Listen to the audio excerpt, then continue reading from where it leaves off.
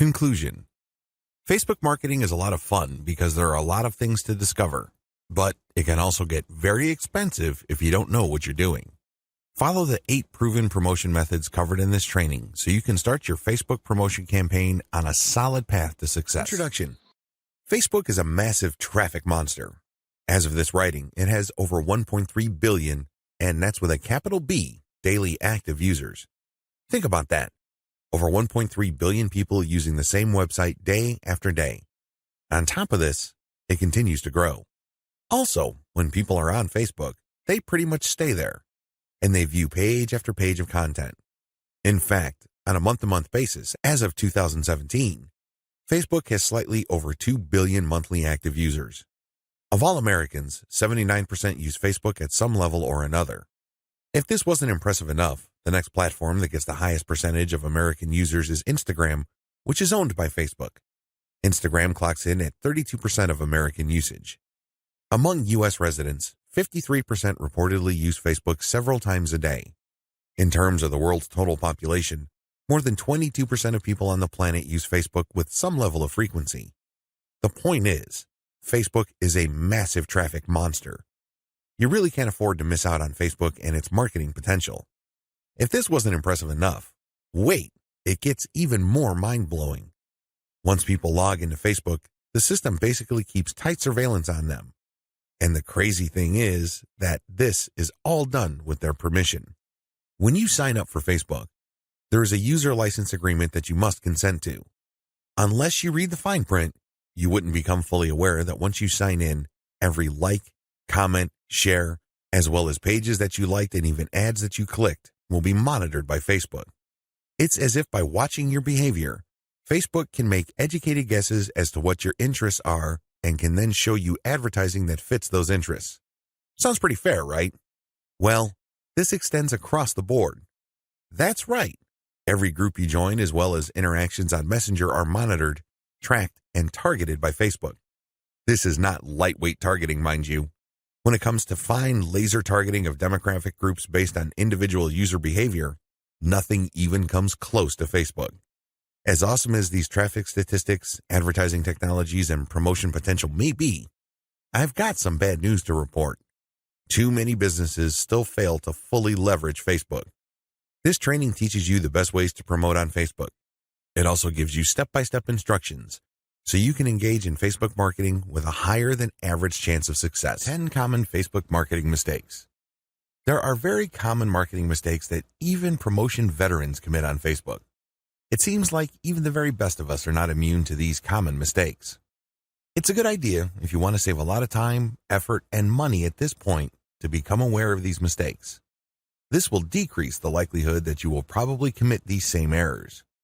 Starting off paid campaigns with a bang. Do not start off your paid campaigns with a bang. Start with a free campaign first. Build your audience organically. Get some consumer intelligence. Then you should have the information you need to put together an experimental paid marketing campaign. Start low and slow. The worst thing you can do is to jump in with a massive budget and absolutely no clue. Starting a paid campaign with an immature page. If your page is very new or there's really not that much engagement yet, you might want to hold off on a paid campaign. You simply don't have enough target audience profiling information to base a successful paid campaign on. Using mass content posters with discovery tools. Many marketers use some sort of one-size-fits-all mass promotions tool for Facebook. They would discover all sorts of Facebook groups and pages, and then they would use this tool to spam those areas. Don't do that. You're not doing your brand any favors when you do that. All you're really doing is you're spamming. It's only a matter of time until you get banned. Promoting direct affiliate links or direct sales page links. There's an old saying, you can lead a horse to water, but you can't make it drink.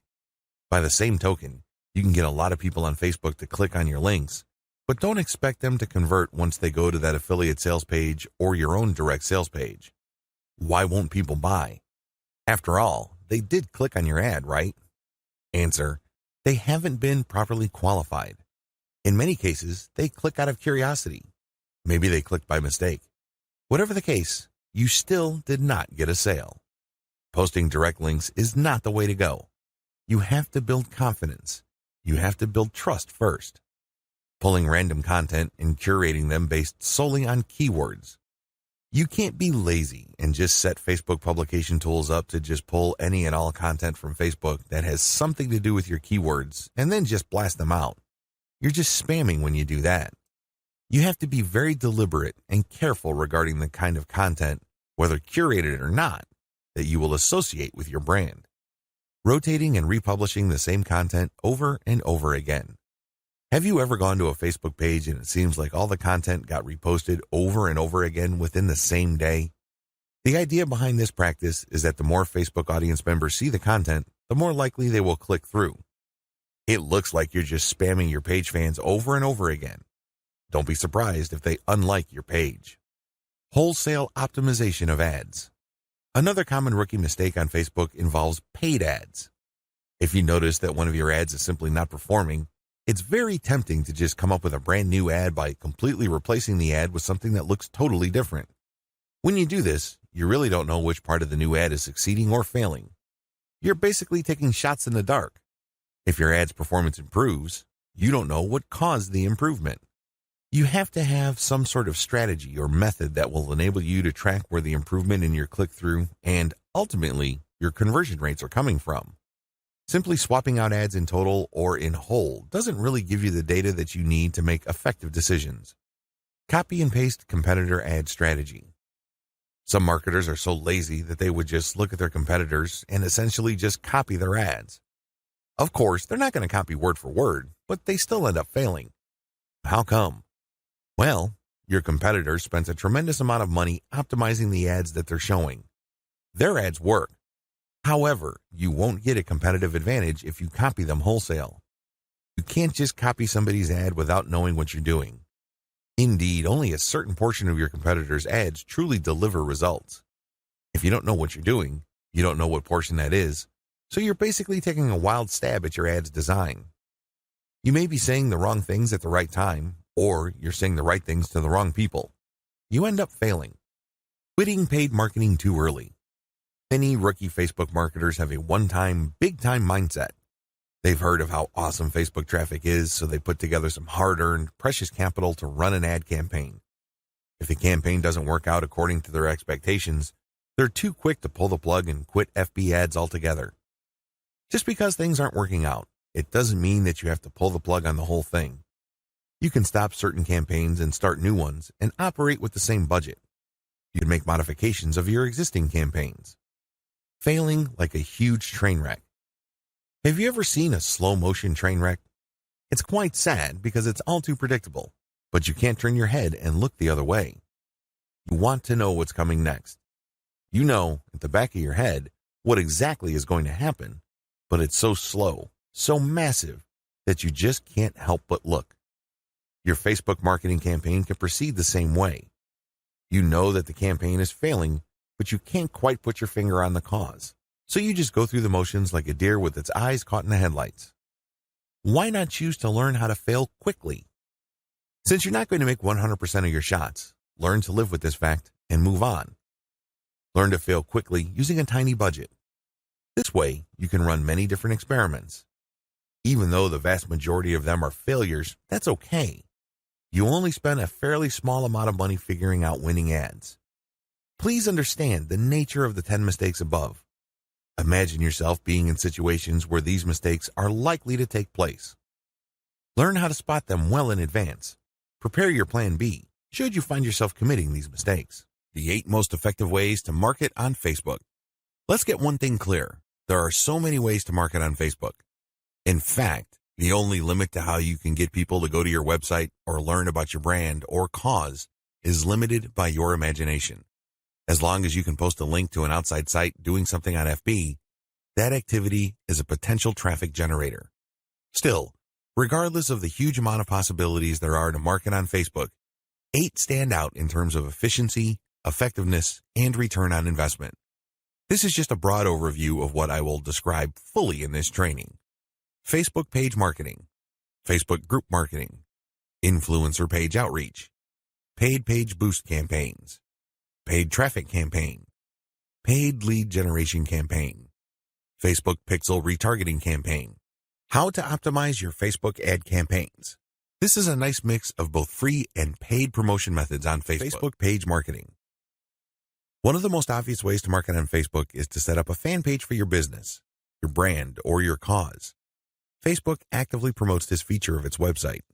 What it doesn't tell you is the fact that Facebook has been actively modifying its algorithm to the point that you're going to have very popular content for you to reach most of the people who have expressed interest in whatever it is you're promoting. Put simply, not all the people who liked your page will get to see your updates. In fact, in most cases, only a small fraction of those people will get to see your updates. Sadly, Facebook is actively working to limit the free traffic exposure you would get until you can prove to it that your content is really popular with your page's fans. Here are the steps you should follow to market on Facebook. Step number 1, find your competitors on Facebook. The first thing that you need to do is to avoid reinventing the wheel. You need to avoid trying to figure things out on a completely hit or miss basis. Instead, reverse engineer your competitors.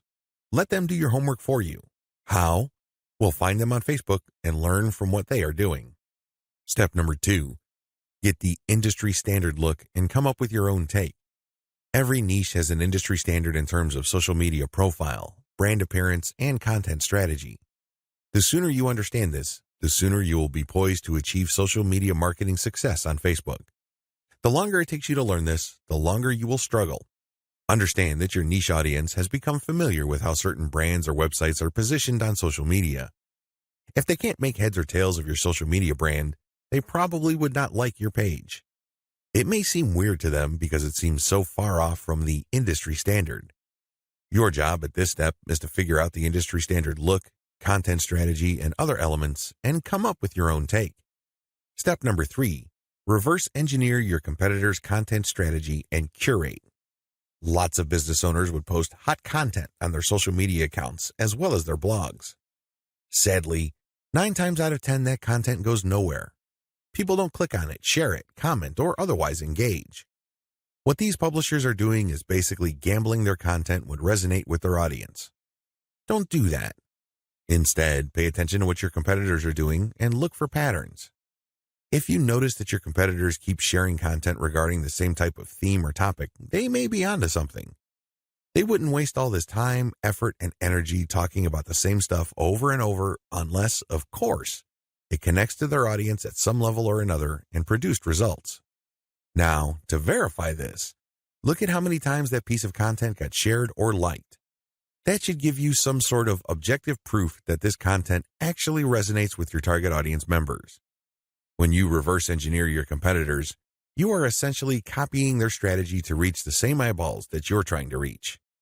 This also applies to content curation, where you take content that is published by other people and you promote it on your social media platform. This creates a win-win situation because you're not ripping off this content.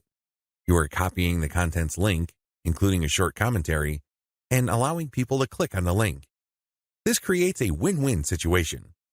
The publishers of this content get traffic. You get to build credibility because you're sharing information that your target audience members would actually be interested in, and this leads to the possibility that they would like your page. Once you have built up enough page likes, you can then start sharing your own content, which leads to direct traffic to your website. Step number 4, pick the best performing or most popular type of content and scale up. Post content for a few weeks. Keep publishing, and then look at the content that gets the most engagement. Which shared materials get the most likes, the most shares, the most comments? At some point, you're going to ignore other types of content and focus on the ones that perform the best. For example, if you have a Facebook page on Chihuahuas and you notice that third-party articles on Chihuahua houses get a lot of shares, likes, and comments, you might want to eliminate most other types of content and focus on Chihuahua houses because those get the most love from your audience. Step number 5, come up with your own version. Come up with your own version of winning content. For example, you know that Chihuahua houses get a lot of love and are very popular on your page. Come up with your own articles about that topic. These articles, of course, drive traffic directly to your blog or your online store.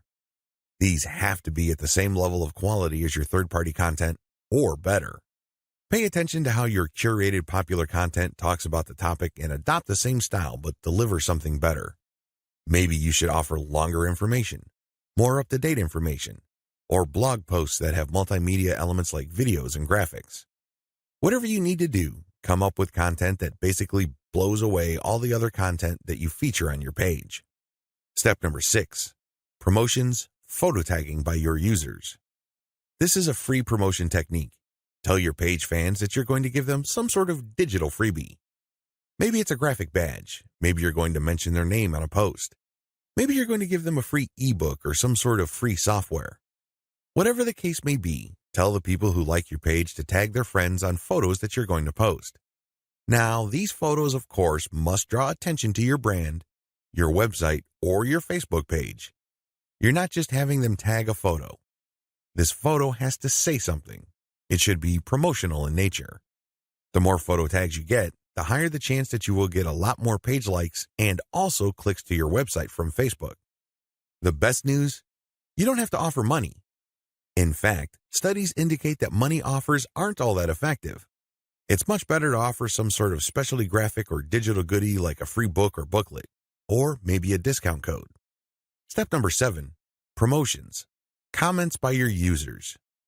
Use the same rules as in step 6, but instead of photo tagging, get your page fans to post comments. It would also help tremendously if the comment includes the name of the people on the commenter's friends list. I leave it up to you how to craft this, but obviously, the more tags there are in the comments, and the more engaging the comments, the more popular your posts become. Step number 8, call your users to action. If you have people who have already liked your page, post occasional reminders to them that they should invite their friends. This works because birds of a feather flock together. Seriously, the main reason why you are friends with people in the first place is because they share roughly the same set of interests as you. People who share basically the same pool of interests tend to attract each other. Take advantage of this fact by calling your page fans to action so they can invite their friends. Step number 9, use insights to promote your page. As much as possible, I would go through step 1 to step 8 and master all steps before I go ahead with step 9. With step 9, you're going to be shelling out money to promote your page. After a couple of months, you can use Facebook's very robust audience profiling system called Insights to promote your page. You will know the right demographic, and you will also know the right posts and content to promote. Step number 10, boost your most popular content. Use Facebook's lookalike audience system to find people who are not currently fans of your page. This feature in Facebook's ad system enables you to reach new audiences who share roughly the same interests as the people who have already demonstrated an interest in your page. You're basically using Facebook's very powerful interest targeting system in terms of demographics and interests to get new eyeballs to your page. This can lead to more likes, which can lead to more readers of your content. From that point, you can then run targeted ads. Facebook group marketing. One of the most powerful ways to market on Facebook is through its group feature. Considering what's been going on with Facebook's algorithm for its Facebook pages, it's a good idea to have your own Facebook group as a backup. Although Facebook has been cutting back on the organic traffic it sends Facebook pages, it's still worth it to have a page because you get audience insights from it. Another great benefit of having a page is the fact that you can copy and paste content from that page to Facebook groups. When people see your content in a group, they not only see the content, but they can also see a like button. When they click that like button, you get a new Facebook page fan. The key benefit of having a Facebook group lies in visibility. Facebook has made it clear that they are tweaking their Facebook page to reward actual engagement. Apparently, Facebook groups are not as suppressed as Facebook pages. In terms of visibility, you stand to reach more of your group members than with the page. The problem with Facebook groups. While the visibility for a lot of people is quite good for Facebook groups, it depends on activity.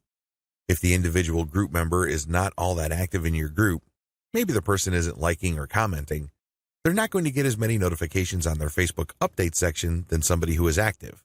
This is a big drawback. The vast majority of people who would join your own Facebook group are not going to be active. They're just there to read information. They're just there to sit back and check out what you have to offer. Here's how you promote using your own FB group. Create your own groups after your pages mature. The first thing that you need to know is that you should put up your Facebook group only after your page is matured. You want to know who your audience is on Facebook. You're not going to know that until you have a page up. Pay attention to the audience insights. The data set that you would get from that analytics portion of your Facebook management dashboard will let you know who to target. Once you have enough users, and this depends on your niche, you should then put up your group. Your group must be as identical as possible to your page. If you have a logo, put the same logo there. If you have some sort of motto, put the same motto or slogan there.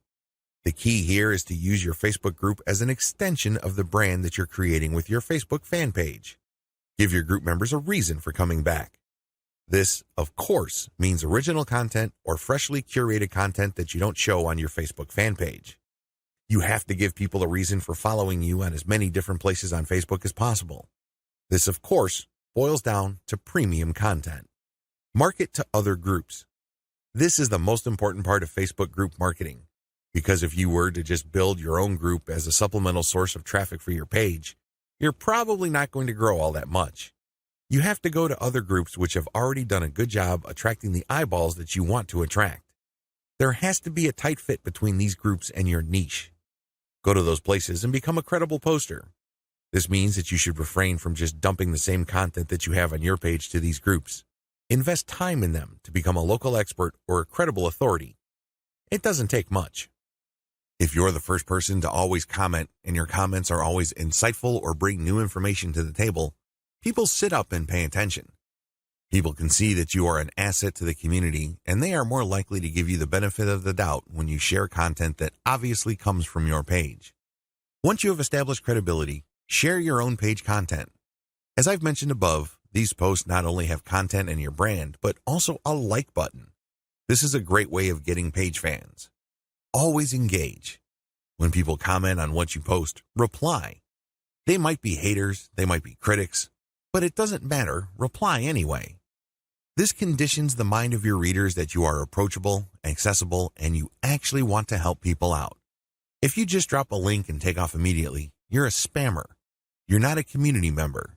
You're obviously not somebody who's there to add to people's knowledge and bring value to their lives. My most important tip: after sharing high-quality third-party content that you do not share on your page in groups, pay close attention to your page's audience insight. Find your most popular piece of content. Look for third-party content that is similar to that and see if you get a lot of positive engagement when you share that material. If this pans out, then use content from your site that fits the same themes as the tried and proven popular content on the Facebook groups that you're in, and use those to get page likes. Influencer page outreach. Influencer page outreach really boils down to creating allies. In your niche, you are sure to have competitors. However, some of these competitors are open to cooperating with you. Many will not give you the time of day, but there are few who would see the strategic advantage of partnering up instead of competing. There are also other people on Facebook who have pages and who are not competitors with you. They may even have a lot of fans. Here's how you build alliances with influence leaders on FB. Step number 1, find competitors. The first thing that you need to do is look at your notes when you reverse engineered your competitors. These people are in the same niche as you. After all, you study them to get to the industry standard content strategy as well as page layout and design for your own Facebook page. Next, you should look for non-competitors who specialize in your niche. There should be quite a few of these. These are not merchants or ones who provide services. They're not competing for the same dollars as you. Instead, they cater to the same audience as you. Try to find as many of these as possible. Step number 2, pay your dues by engaging. I know at this point it's very tempting to just go to a competitor's page and post a comment on one of their posts. In the comment, you're dropping a link to your page or to your website. You then repeat this many times on all their posts. Well, let me tell you, if you do this, you're going to get banned. Whatever links you put up will get deleted. It's a waste of time. Don't even think about it.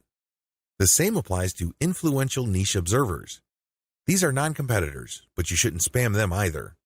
Instead, you should pay your dues by engaging. How do you do this? First, you need to share high-quality content. It doesn't matter who wrote the content. It doesn't matter where that content goes to or links to. What's important is that it provides maximum value to anybody reading that content. It has to be on point. It has to deal with a specific theme or topic that you know that your target audience members are interested in. Next, you need to engage with people in terms of answering their questions. Try to be a facilitator. Try to be a mediator.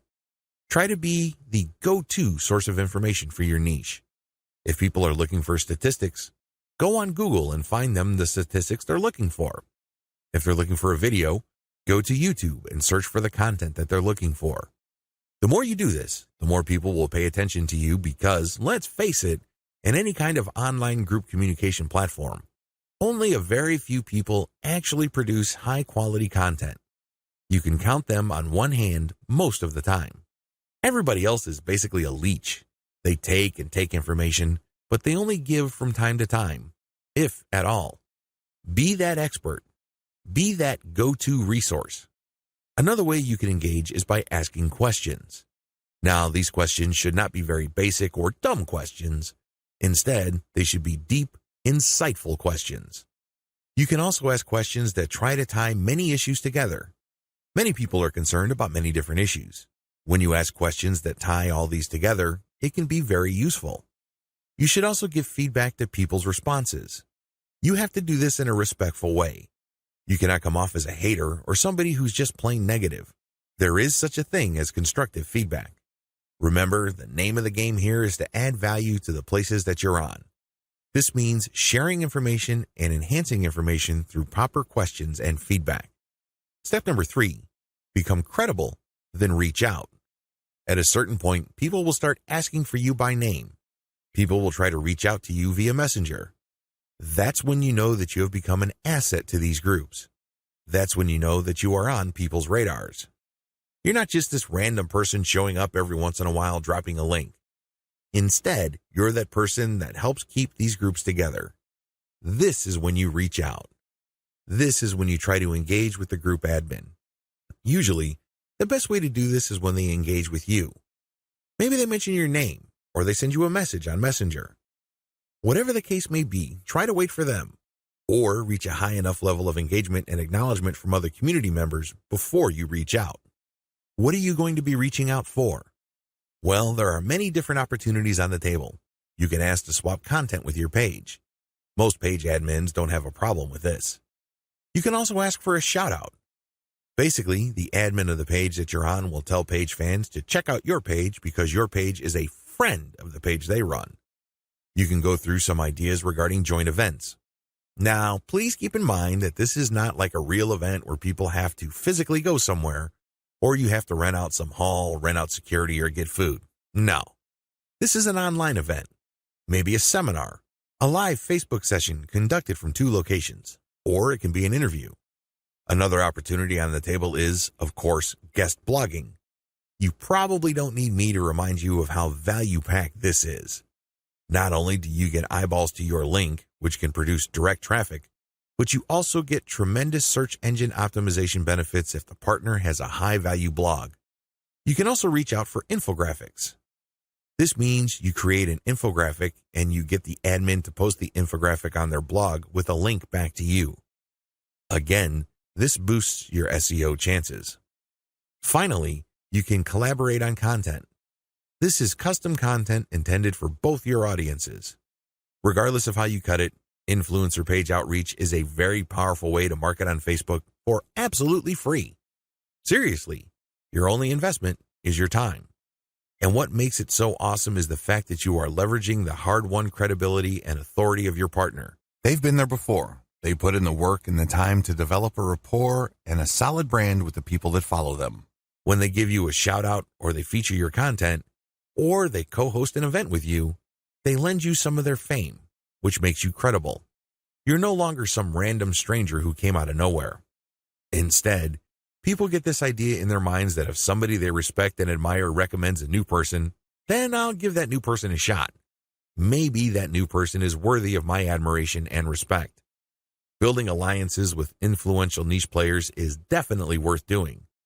But please keep in mind that it does take time. However, if you are passionate about your niche and you view your Facebook marketing business as a real business, then this should not be a problem for you. Paid Page Boost Campaign. Another way you can get a lot of traffic from Facebook is by using a paid page boost. Basically, you are paying for the promotion of your page. This is different from a page post boost.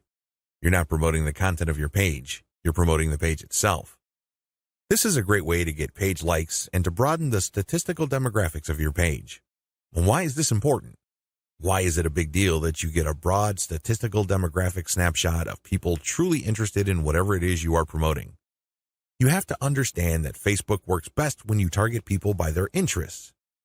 This is a bit tricky because if your page is statistically inaccurate as far as your niche is concerned, you probably would have a very faulty set of targeting parameters. You're not quite there when it comes to getting the interest of people you're trying to reach. This is why it's crucial that your page gets a truly honest snapshot of the range of interests as well as demographic information of the people who are actually interested in whatever you are promoting. This is hard to achieve if you are just promoting your page organically. Maybe you're not putting in that much time in getting the word out about your page. Perhaps you are just sharing the word on several groups that may not line up, demographically speaking, with your niche. Whatever the case may be, there might be a blind spot there.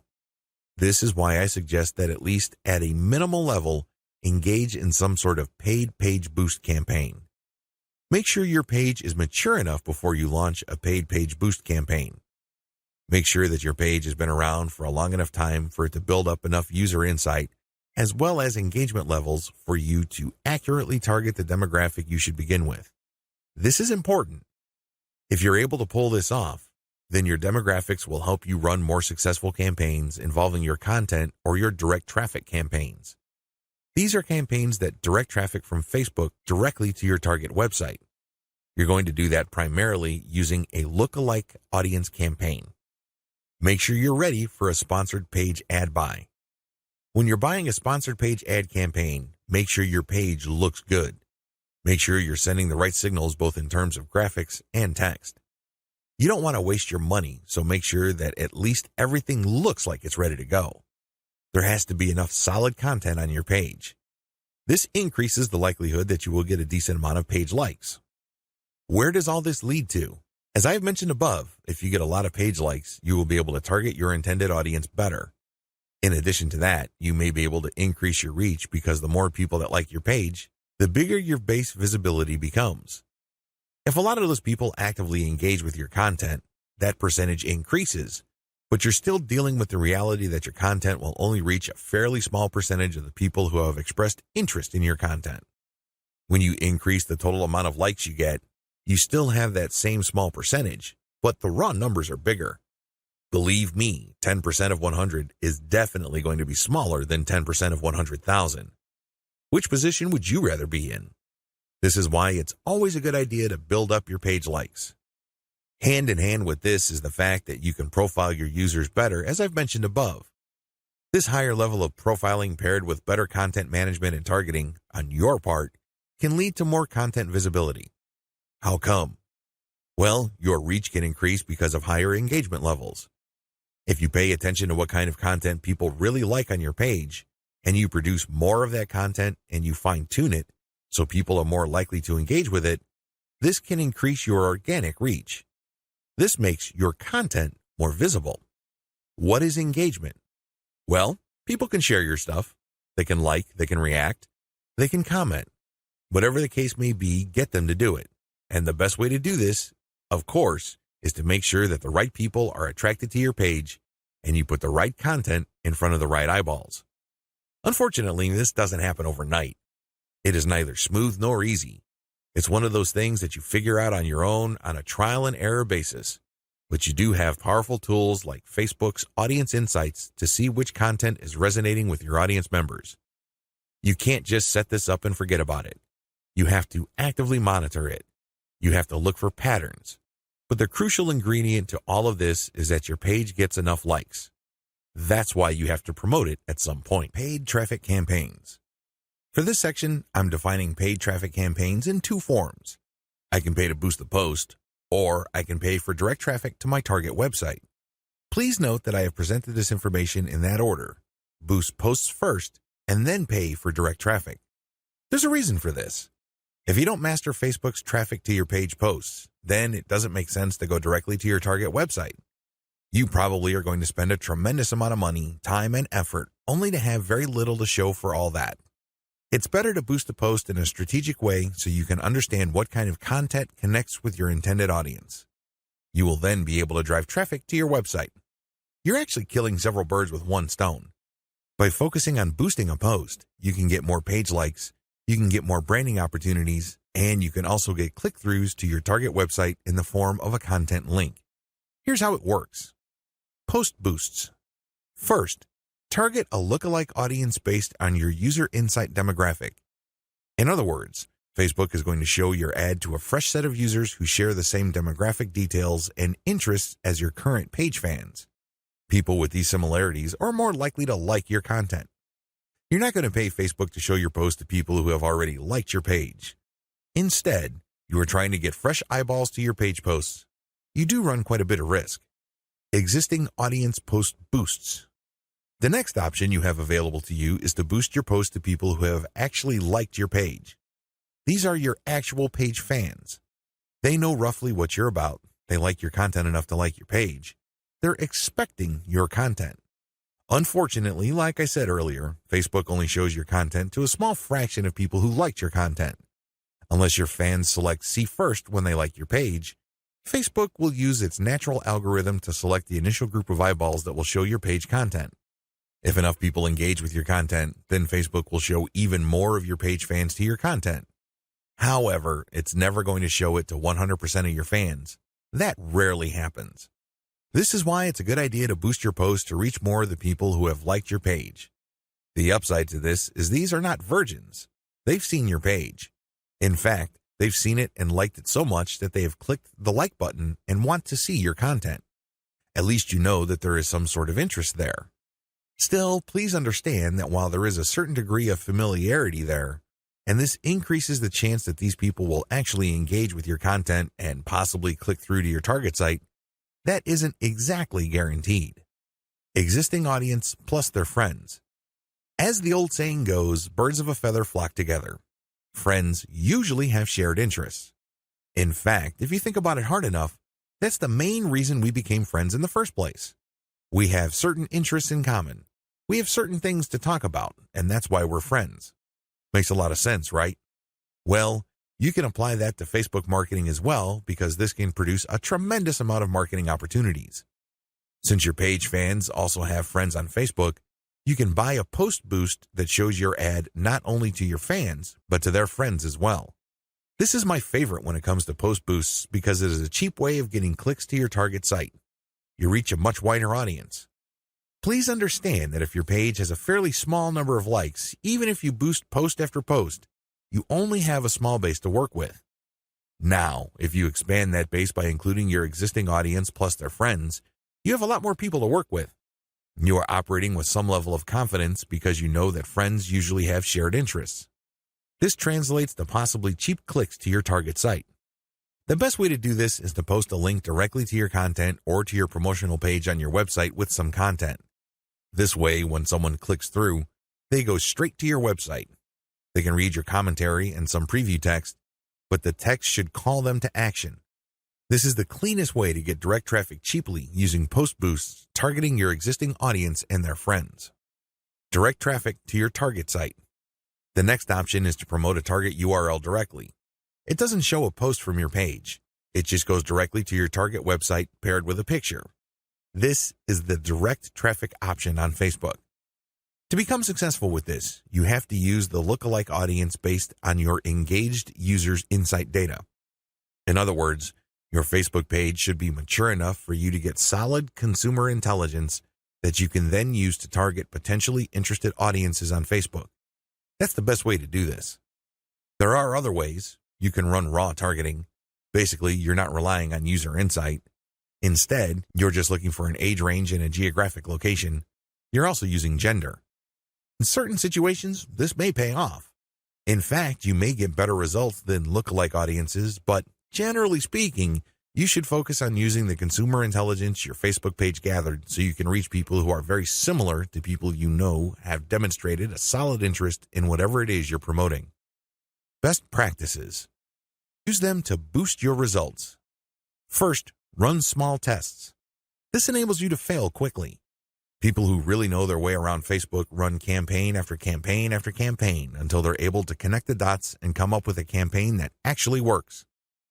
This is why you need to run small, Cheap tests so you can easily see which campaigns are working out and which ones have failed. Next, make sure your budget is low. Usually, when I run a $1 campaign, that is good enough for me. $1 a day for 7 days a week, that is good enough for me to see if an ad has potential. So, I would run several ads. We're talking about $70 for 10 ads running at the same time. Third, focus on what works. Let me tell you, when you run many small tests, the winners stand out. Either they get clicks or not. That's the bottom line. However, at this stage, you're not just looking for clicks. You're not just looking for an ad campaign that gets a lot of attention.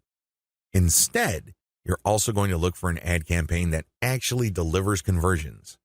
You're going to have to set up your Facebook pixel to your target website so you can track whether traffic from Facebook went all the way through.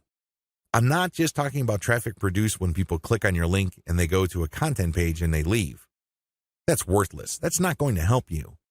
That traffic has to go to the content page, go to the sales page, and eventually make it to the shopping cart. That's when you know your campaign actually has traction. Focus on what works. Focus on what gets a high click-through rate paired with a conversion rate. However, to get there, you're going to have to burn through many ads. This is not going to jump out at you. It's not going to be obvious. It's not going to be easy. Once you have identified that ad and you've fine-tuned it, then scale it up. That's how this works. Basically, you focus on what works and then pour real money into it. Paid lead generation campaigns. Did you know that on Facebook you can collect email? That's right, you can collect leads. It's pretty straightforward. You can run ad campaigns with a lead collection button. It can be find out more, sign up, or other language. Regardless, if you're running this type of campaign, it must be highly targeted. It's really important that your targeting is spot on. I put this part of Facebook ad marketing at this point in the list of marketing methods because this takes quite a bit of work. You should be quite familiar with Facebook before you even try this. You should know your way around Facebook's ad system before you engage in paid lead generation because it can get quite expensive. If your ad doesn't get many clicks or it's super finely targeted, you don't really have that many people to work with, and this can drive up your costs. You have to know how to optimize your ad campaigns on Facebook for this to make sense. You can optimize on many levels. There are 3 levels you can optimize. Level 1, you can tweak the freebie you're giving away. This is the free stuff that you're giving away, so people are motivated to enter their email address into your form. Maybe you're giving away free membership access. Perhaps you're giving away a booklet or a book or a report, a set of templates, a set of graphics, possibly even giving away software or a mobile app. Whatever the case may be, you are giving out freebies, and you need to optimize these. What I mean by that is the freebie that you give must motivate the most people in your target audience to sign up for your mailing list. This is not easy. You cannot assume that just because you think that your booklet is awesome or is the next best thing since sliced bread, doesn't automatically mean people will agree with you. It doesn't work that way. You may have to switch from one freebie to the other until you get a high enough sign-up rate that would tell you that the freebie that you have selected is the right one. Thankfully, this is fairly easy to do with Facebook. You basically run different ads that offer different premiums. Level 2. Level 2 optimization focuses on optimizing your ad copy. As I've mentioned above, lead generation campaigns on Facebook can and do get very expensive. It seems like you're doing all this for basically a handful of emails. This is why it's really important to make sure that you run a fully optimized campaign to get the most results. How do you do this? Well, you optimize your ad copy on an elemental level. Still, I want you to get a heads up this early on regarding the amount of optimization that you would have to do. It is quite intensive. You can't leave things at a surface level. That's just not going to work. Level 3. Level 3 involves optimizing based on conversions. When people click on your Learn More or Sign Up button, they're shown a form. You're going to have to keep tweaking that form to say what it needs to say to convert as much of your traffic into list members as much as possible. This takes quite a bit of time and attention to detail. Again, you have to run these experiments while minimizing your costs. Once you find out something that works, optimize it to increase its level of conversion. Once you have picked a winner that cannot be optimized any further in terms of conversion rate improvements, that's when you scale up. That's when you pour in the dollars to reach as many people as possible to boost your mailing list sign-up. Facebook Pixel Retargeting Campaign. Facebook enables you to put their tracking pixel on your website. It will then track where people go on your site. If people end up at your shopping cart, for example, you can then run an ad reminding people about your site or reminding people about the products that they almost bought. They see these ads on Facebook. Whatever the case may be, Facebook Pixel Retargeting gives you another bite at the apple.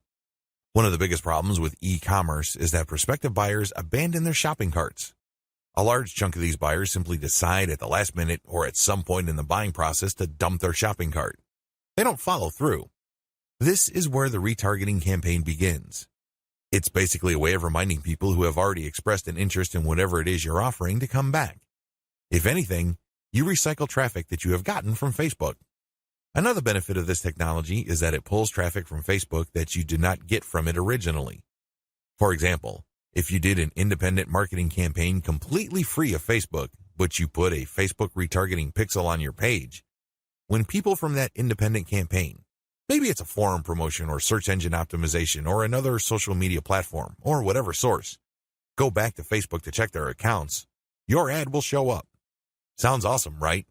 These are all possible through a Facebook Pixel retargeting campaign. There are 2 steps to it, and it's pretty straightforward. Install Facebook Pixel on your website. The first thing that you need to do is to install the Facebook tracking pixel on your site. To do this, you just go to Facebook's business section and look for their pixels instructions. It's pretty straightforward. Even if you're using WordPress as your content management system, installing Facebook Pixel is a breeze. Next, you need to make sure that you drive traffic to your site. This means that you have to let traffic flow to your site for quite some time before you launch a retargeting campaign. It's not a good idea to launch a campaign as quickly as possible. You have to have enough targeting pixels installed in people's browsers for this to make sense. Otherwise, there are just not enough people to work with. Now, keep in mind that if you are in a niche that has generally low traffic levels, then you would have to conduct your campaign even though the overall traffic flow to your website is fairly low. Run ads on Facebook for retargeting. The ads that you're going to run for Facebook Pixel retargeting are going to be a bit different from the normal boosted posts or picture links that you run on Facebook. Instead, these are going to try to achieve 2 things. You can remind people about what they did. Maybe they wanted to buy something, but they changed their mind at the last minute. Perhaps they were reading some sort of conversion article and were about to enter their email address, but they didn't. Whatever the case may be, you're reminding them to come back to what they were doing before. The other thing that you can do with your Facebook Pixel retargeting campaign is to pull people deeper into your website. Usually, a website is composed of 2 parts. The first layer is the content layer, meaning you're trying to get people to know about the problem, like your particular solution, and eventually trust the solution enough so they can buy. The other part, of course, is pretty straightforward.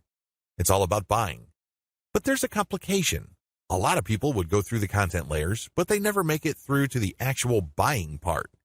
They never make it to your conversion page. This is where retargeting ads that pull people deeper into your website makes a lot of sense. For whatever reason, somebody reading an article on your site decides to close the window and get out of your site. You can run ads that tell them about content, but another piece of content that is related to what they were reading before. This pushes them further down the conversion funnel. Alternatively, you can run an ad that promotes your conversion page. Basically, what you're saying to the prospect is you've figured out what my website is about, and you have a clear understanding of what I have to offer. Maximizing your results from Facebook Pixel retargeting. I suggest that if you want to maximize the results you get from retargeting, promote your squeeze page. That's right. Promote the page that recruits people to your mailing list. Usually there's some sort of freebie. There's usually some sort of book or booklet that you're giving away so people can enter their email address. Whatever the case may be, push the squeeze page. Don't dump them to your sales page unless, as I have mentioned above, they actually reached your shopping cart or conversion page and changed their minds at the last minute. That's pretty much the only situation where you should retarget showing an ad that goes directly to the conversion page. Other than that, convert them to sign up for your mailing list. It's your mailing list with its many chances at gaining attention, building trust, and gaining credibility, which will actually do the heavy lifting as far as converting that prospect into an actual sale. How to optimize your Facebook ad campaigns. Follow the steps below so you don't overthink things and make bad decisions when optimizing your FB ads. Reverse engineer your competitors and come up with a standard model. If you have a personal account, find your competitors and like their pages. Before you know it, you'll start seeing ads either from your competitors themselves or from businesses that are very similar to your competitors. Pay close attention to these ads. Reverse engineer them to find the standard model for these ads. In other words, go through as many of these ads as possible and get a clear understanding of what kind of pictures, headlines, and text they use. Also, if they are mostly promoting posts, pay attention to that. Whatever the case may be, look at what they're doing and see common patterns. Focus on the most commonly used strategies because this gives you the industry standard model. Don't get sidetracked by ads that seem so different, so new or so innovative because if they are so different from the industry standard model, they're outliers. There's a high chance that those ads do not convert. Come up with your own version and test with a low budget. Test with a low budget. You don't want to burn through a tremendous amount of cash during the testing process. There will be a time and place for you to get crazy with the budget, but now is not the time. Create variations and test. Now that you have come up with your own version of the standard model, create variations of it and then run low-budget tests. Do not do this randomly. Do not do this based on your feelings or impulses. Instead, you have to follow certain rules on how to create variations. Otherwise, you wouldn't know which part of the ad accounts for its greater success. I've seen this happen many times. In fact, I've committed this mistake before. I would take an ad and test it. I would notice that it's not getting that many clicks, so I'd change half of the ad. Maybe I change the picture and then the headline, or I would change the heading and the description. Whatever the case may be, I would change half of the ad, and sure enough, it would improve. But when I try to improve things again by changing the other half of the ad, it falls apart. You want to establish a way of effectively tracking which changes accounted for which improvement. By using this method, you can optimize parts that work to reach peak convertibility and then work on the other elements of the ad that could use some improvement. However, you have to do this in a systematic way. I've described this in the section below. Pick the winner and make further variations. Now that you have made variations of the original and you ran a test, there will be at least one winner. It gets the most clicks and conversions. Make variations of it and you run the test again. Keep testing until you find the ad that delivers the best return on investment. The end of this process is pretty straightforward. You keep making variations and you keep testing on the cheap until you find an ad that delivers the best ROI. In other words, it delivers the most conversions while costing very little money. I know it sounds like a fantasy at this point, but it is doable with testing. Scale up. Increase your ad budget to your winning ad to pump a massive amount of traffic to it. You should only do this when you are dead sure that you have a winning ad on your hands. In other words, you have tested it rigorously and have optimized it to the point that it cannot improve its conversion rate any further. That's when it's ready to go big time. Make sure you optimize on an elemental level. The big problem with the ad optimization method I described above is how do you know which part of the ad to change up? How do you know which part of the ad to optimize? Wholesale variations do not work. You can't just take an ad, see that it doesn't work, replace it with a completely different ad, see that it doesn't work, and then repeat that process. Even if you're spending very little money, it still burns a tremendous amount of time, effort, and opportunities. You need to have a better way to turbocharge your results. Vary on an element-by-element basis. I would take an ad, and I would restrict my optimization to a specific element of that ad. Every ad actually has many elements. There's the graphics, the heading, the description, the link. I would start with one element, and I will come up with different versions. The most obvious part is the picture. So I'd play around with the different pictures and see which gets the most clicks. I would then come up with a variation of that picture and see if I can improve my click-through rate. Again, I'm spending very little money here. I just want to see an improvement in click-through rate for that element that I'm varying. Once I have reached a plateau and I can't improve any more on that element, I would then switch to another element. For example, if I'm running a campaign for dog food and I notice that my best performing picture after a series of variations is a picture of a chihuahua that seems to be smiling, I will keep that picture, but then I will then switch to the next element of the ad, which is the headline.